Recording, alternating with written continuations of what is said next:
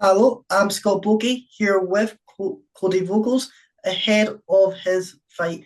I'm going to try and pronounce his first name. Is it Abdikabyl Kaldar? Is that I have no idea. I think so. Yeah, how you feeling for this upcoming fight? I feel good, dude. I've been putting in a lot of work.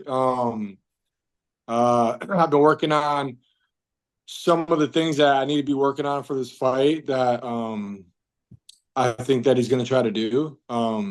So I feel good. I feel ready, and I can't wait, man. 2, 3 weeks, so it's almost here. Exactly. And is this when the nerves kick in, or do you not really get nervous for the fights? No, I mean the nerves, don't start until maybe the day of the fight, I get some nerves. I'm not like a nervous wreck or anything, Yeah. but I'd be lying if I said I didn't feel anything for sure. I think the day of the fight, you start feeling a little nerves. And how is it at the weigh-ins? Because you obviously get that first face-to-face contact with them, so you get to size them up for the first time. Yeah. I'm excited for weigh-ins. I don't take a whole lot from weigh-ins, but I feel like you can learn a lot about somebody at weigh-ins. That's the first win, I feel like. Yeah, Uh exactly. yeah. And obviously, you're coming off of a decision victory. How was that fight for you? Man, it was a great fight. Went through some adversity in the first round and uh was able to get through that and was able to get my punches going and I wanted to get the finish. I'm always looking for the finish, but I'm glad that I went all 3 rounds because it just showed I got to show more of my skills and how I can weather a storm and come back and just how tough I am and it just shows my opposition like this guy's not going to go away Yeah. that easy. So yeah, I'm happy about it. And do you feel like it was shows that you're not afraid to have that adversity? Because obviously, in the fight before that, you were sadly unsuccessful for the title, but you didn't let that phase you. You came back, you got the victory, and you're now on that path on trying to get that title once again. Yeah, I mean, I've always came back better off my losses. And I don't let a loss, get in the way of moving forward. And I take that outside the ring too.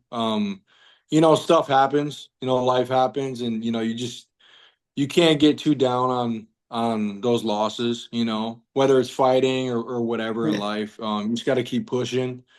And so yeah, I got better and I was able to showcase that and weathered some adversity and yeah, we got the job done. I was super stoked about it.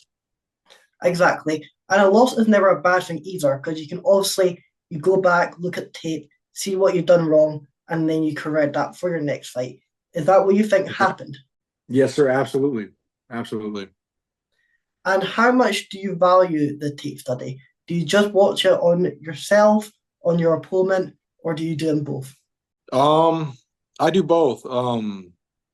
I study my opponent, what they do good and what they do bad, and I study things I need to work on, things I do good. I think it's important, man. It's like studying for a test. I mean, if you don't study for a test, you're probably not going to pass. So I just focus on what I can control. I focus on what I need to do to win, and I just take little things that they do into camp and try to exploit it and make them pay. And how has your training camp been this for this fight? I know you are with Uriah Faber's like Team Alpha Male, and also a lot of big fighters do train over there. I know at UFC 305, Ricardo Ramos, who was able to get the victory, he trains there. How is it being surrounded by these talented fighters? Man, it's great. I mean, honestly, like the level in the room is higher than the opposition I've been facing, and it just gets me ready for the future fights to come. I'm super grateful to be with a team like that, Team Alpha Male. Uriah's always bringing in new up and coming stars, new talent, new bodies, and I mean, I've seen guys like my opponent a million times at the gym. Yeah. It's the same. It's the same old, same old. I feel like he's just gonna come with an overhand right and try to double leg me all night long. So I've seen it a million times, and I feel like I'm prepared for whatever. So And do you feel like with a win in this fight, that sets you up once again for that title opportunity? Or what do you feel like a win could do? I hope so. I was focusing on competing on the contender series after my last win, and unfortunately, it didn't happen. So I was kind of bummed, and I feel like I made the mistake of like getting my hopes up a little bit, and I'm just focusing on one fight at a time. After this win, whatever happens, hopefully it's the contender series. If not, I'm hoping to get a title shot too. That'd be awesome.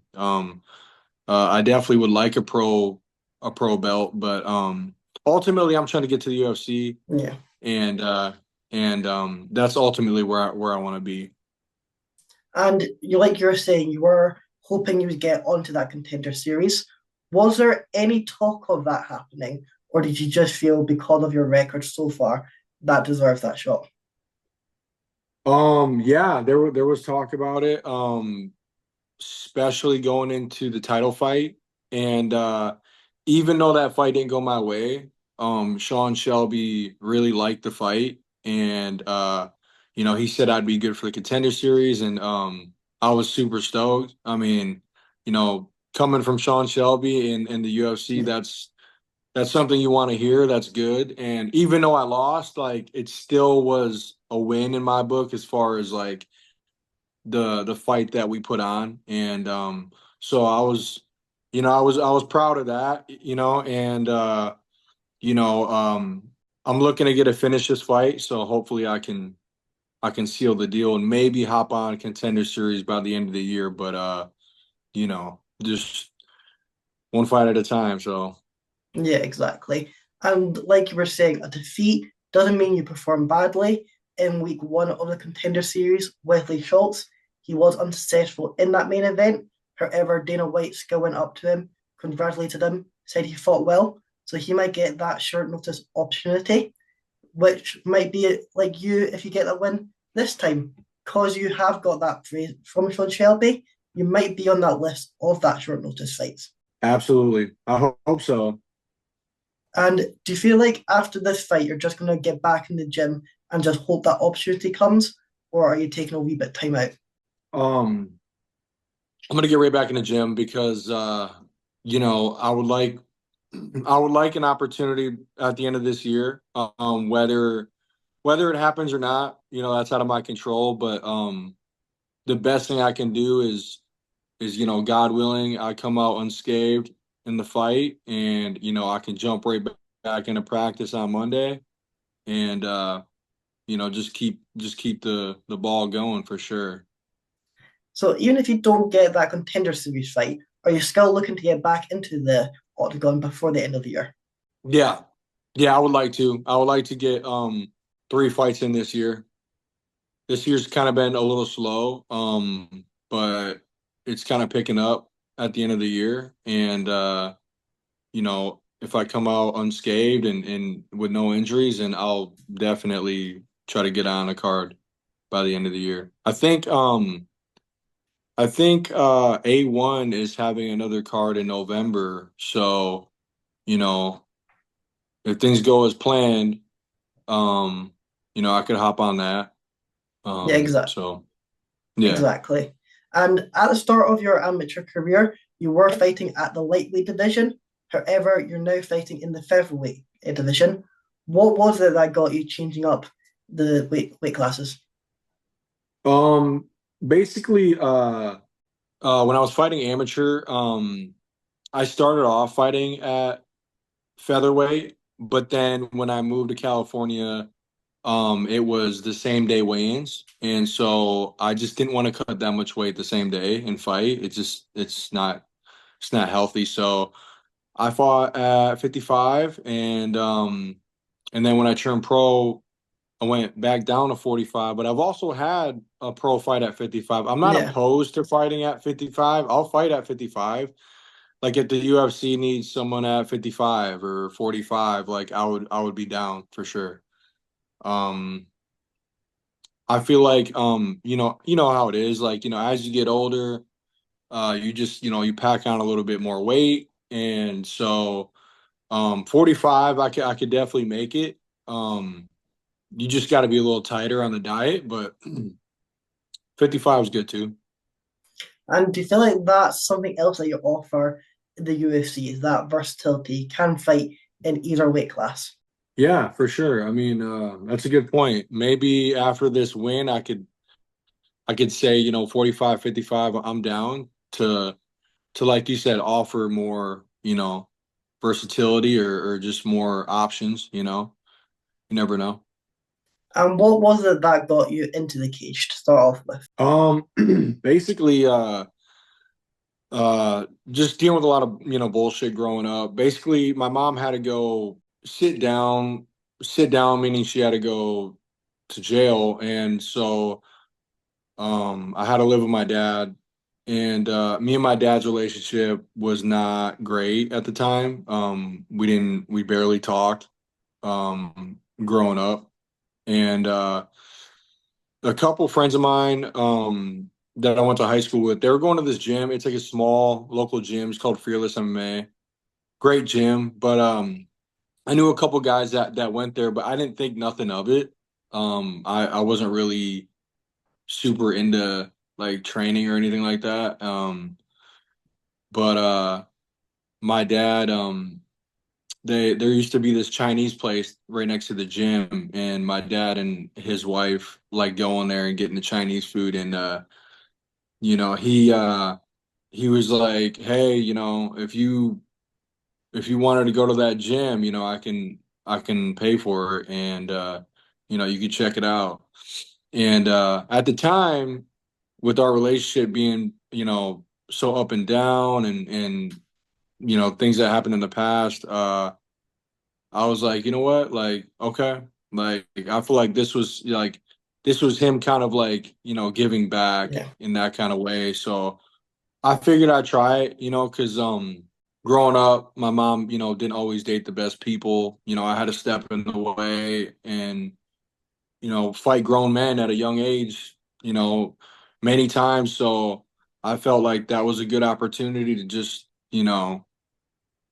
be able to defend myself if I was ever in that position again, defend her, and just, stay out of trouble because I was Yeah. definitely going down that road too.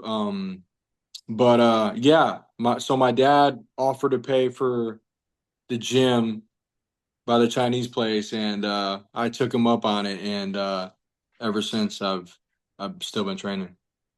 And how is your relationship now with your dad and with your mom? How are they supportive of your career?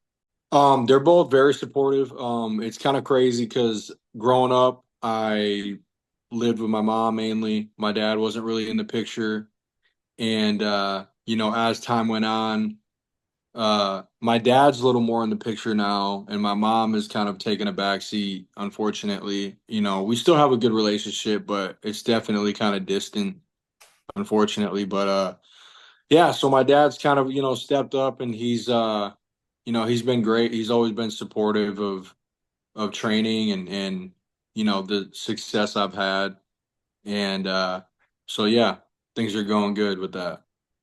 Well, that sounds great. And obviously, with Uriah Faber's A1 combat, it is on the UFC Fight Pass. Do you feel like that gives you more exposure, getting your name out there a bit more? Absolutely. I'm super grateful for the opportunity to fight for A1. Especially it being in Sacramento, right in the backyard. to be able to fight locally and not have to travel too much. Even though I'm not opposed to traveling, it's just nice to fight, at home, obviously. But yeah, being able to fight on UFC Fight Pass and people back home who can't fly out can still watch the fight. It's great quality on TV with a Yeah. great screen, UFC Fight Pass, and like I'm super grateful for sure. And you've kind of answered my next question already, but how is it fighting at home? Having that home crowd behind you, having those home comforts, not having to travel, getting to sleep in your home bed. How is that? It's great, honestly, because um the fight is at the Hard Rock in Sacramento. It's like 30 minutes away from the house. So it makes things so much easier, like for the weight cut and then the traveling. It's like, you know what I mean? It's right there. Yeah, So you can't beat that. So I'm super happy about that. That's why it's like, A1 being a local show is awesome because I don't have to travel or take a plane or whatever, yeah. and have to, juggle everything on top of that. So yeah, that's awesome. And thank you for coming on. That's been fantastic. I wish you the best of luck for your fight. I'm going to give you the final word. Anyone you're wanting to shout out, anything else you're wanting to say? Thank you so much for having me on and giving me your time. I don't know what time it is over there, but thank you so much. It's And 8:24 in the evening. okay, that's crazy. Where are you at right now? I'm in Scotland, just outside Edinburgh. Nice, nice, nice. That's cool. Yeah, man, I just wanted to thank you for the opportunity. And thank my sponsors, OK Tire, Pest Pros, Martyred Angels, and God, I feel like I'm missing one. Um, I'm sorry if I am, but thank you to my sponsors. Thank you to my coaches, and I look forward to putting on a great show September 6th. Well, it's going to be a fantastic performance. I can just already tell, and best of luck.